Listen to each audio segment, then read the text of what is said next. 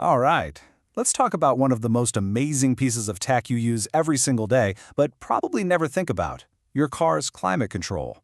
We're going to pop the hood, so to speak, and see what's really going on behind that dial. I mean, really stop and think about that for a second. How is that even possible? It's like having a tiny furnace and a powerful freezer all packed into the same little box. One minute you're defrosting your windshield, the next you're getting an Arctic blast. It feels like magic, right? Well, it's not magic, it's just some seriously brilliant engineering. So here's our game plan. First, we'll uncover the big secret hiding on your dash.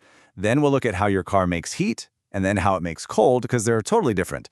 We'll meet the all-star team of parts that make your AC work, and we'll wrap up with a few simple tips to keep the whole system happy and healthy. Okay, so here it is, the number one most important thing you need to know. It's not one system doing two opposite jobs. Nope, it's actually two completely separate systems, a heater and an air conditioner that just happen to share the same controls on your dashboard. And this is where it all clicks. The heating system adds heat, and you know where it gets it? From the engine. It's just recycling. But the cooling system, it does the exact opposite. It removes the heat that's already in your car. It's not a cold creator, it's a heat thief. And that idea is the key to understanding everything.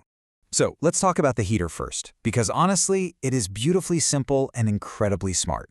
It's all about grabbing energy that would otherwise just disappear into thin air.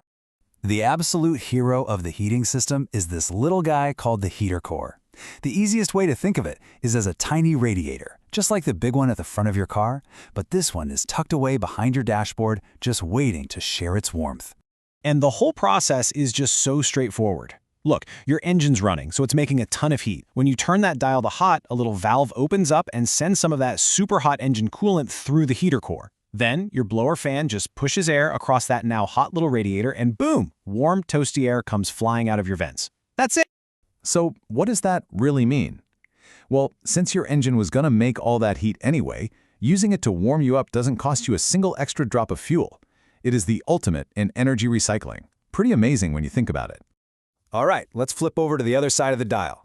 Air conditioning is a whole different ballgame. This is not some passive recycling system. Oh no, this is an active system that actually uses engine power to go on a mission, to hunt down heat inside your car, capture it, and throw it outside. The secret weapon here is a special substance called refrigerant. This stuff has an amazing superpower. When it goes from a liquid to a gas, it can soak up a massive amount of heat. It's basically the system's little heat messenger, carrying warmth from inside your car to the outside world. Okay, stay with me, because this is the really cool part. It's a four-step dance. First, the refrigerant gas gets squeezed by a compressor, which makes it super, super hot. Then, that hot gas flows to the front of the car and releases all its heat, turning into a liquid. Think of a cold can of soda sweating on a hot day. That's condensation. Next, that liquid is forced through a tiny little valve, which makes it instantly expand and get incredibly cold. And finally, your fan blows the warm cabin air over those frosty pipes. The refrigerant absorbs all that heat, the air gets cold, and the refrigerant turns back into a gas to start the whole wild ride all over again. Now, to pull off that crazy four-step cycle, you need a team of specialized components all working in perfect harmony. So let's meet the lineup, the AC All-Stars. First up is the compressor. This is the heart of the system, the real powerhouse. You know that little click you hear right after you turn on the AC and maybe the engine revs just a tiny bit? That's the compressor engaging and getting down to business. Next, we have the condenser. It looks a lot like a radiator and it sits right at the very front of your car. Its one and only job is to be the exhaust port for heat. It takes all that warmth we stole from inside the cabin and just dumps it into the outside air as you drive along. And finally, there's the evaporator. This is the heater core's cold twin, sitting right next to it deep inside your dashboard. This is where the magic really happens for you. It's the part that gets ice cold, the part that actually chills the air just before it hits your face. So now that you're practically an expert, let's talk about how to keep it all working right. Because trust me, a little bit of prevention goes a very, very long way with these systems. Here are 4 super easy things you can do.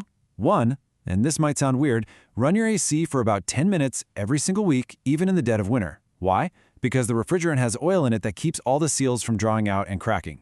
2, swap out that cabin air filter once a year. A clogged one makes the whole system work way harder. And last, just listen. If you hear weird grinding or rattling, or if your AC just isn't as cold as it used to be, get it checked out. It's probably just a small leak.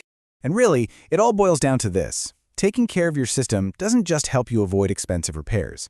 A well-maintained system is an efficient system, which means it keeps you comfortable without wasting a bunch of fuel. It's a win-win. So the next time you turn that dial from red to blue, just take a second to appreciate what's happening.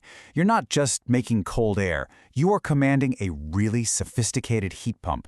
You're telling it to move heat energy from one place to another. And that makes you think, doesn't it?